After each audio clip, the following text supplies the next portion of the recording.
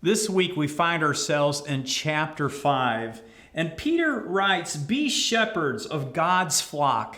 I think it's interesting when he wrote this, he wrote it towards the end of his life. He'd been walking with the Lord for a long time.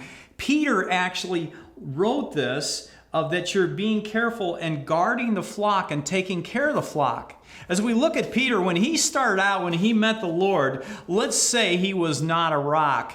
His name was Simon. Jesus came along and says, "I'm going to call you Peter, rock." You know, if we look at his disposition, how were you when you first came to the Lord? Well, you weren't probably the image of Christ, and neither was Peter, because he was quick to speak. He had like a type A attitude. He always would just shoot off a word that would come right into his thoughts.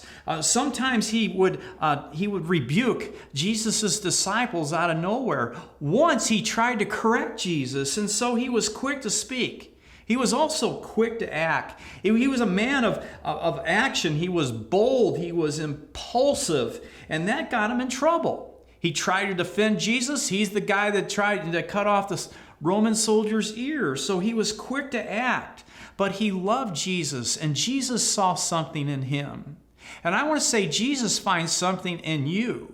And so after a while, through the years, Jesus transformed his life. And he writes here, be shepherds, be kind to your people. I like to think that we're all, with this construction cone, we all are a progress, that we are under construction.